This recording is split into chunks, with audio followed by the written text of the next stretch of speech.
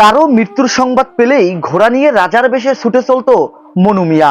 বিনা পারিশ্রমিকে তৈরি করে দিত তার কবরস্থান।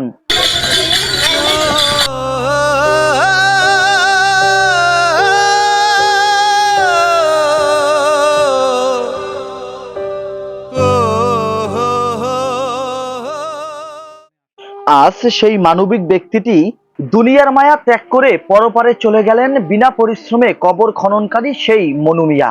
তার মৃত্যুতে গ্রামে নেমে এসেছে শোকের ছায়া।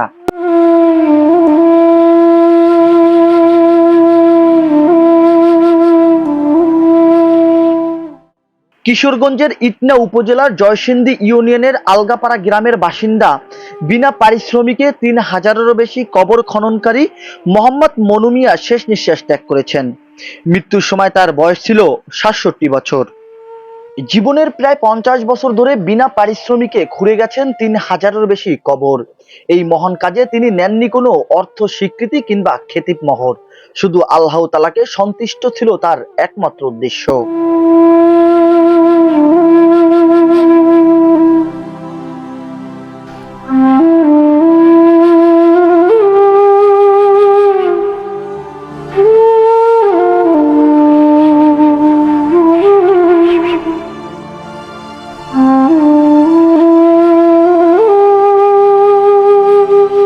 স্থানীয় মানুষ তাকে ডাকত শেষ ঠিকানার কারিগর নামে। কারো মৃত্যুর সংবাদ পেলে তিনি ছুটে যেতেন মৃত্যুর বাড়িতে। একসময় দোকান বিক্রি করে কিনছিলেন একটি ঘোড়া, যাতে দ্রুত পৌঁছাতে পারে জানাজা স্থানে। সেই ঘোড়াটি হয়ে ওঠে তার বিশ্বস্ত বন্ধু এবং পথ চলার সঙ্গী। কিন্তু কিছুদিন আগে হাসপাতালে অসুস্থ অবস্থায় থাকাকালীন দুর্বৃত্তরা হত্যা করে তা বহু বছরের সঙ্গী প্রিয় ঘোড়াটি।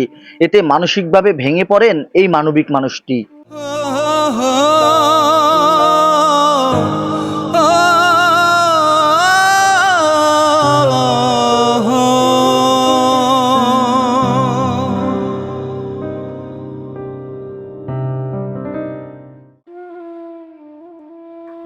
স্থানীয়রা বলছেন, তার মৃত্যুতে আমরা একজন বিরল মানবিক মানুষ হারালাম।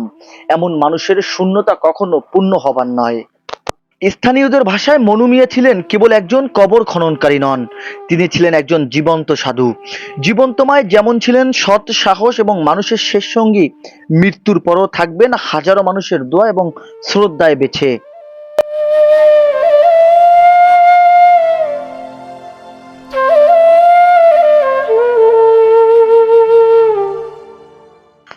আজ জানাজা শেষে জয়সিন্ধি এলাকায় কবরস্থানে চিরনিন্দায় শহীদ হবেন শেষ ঠিকানার কারিগর মনু মিয়া। জাহিদুল ইসলাম জাহিদ, খবর কুয়াকাটা।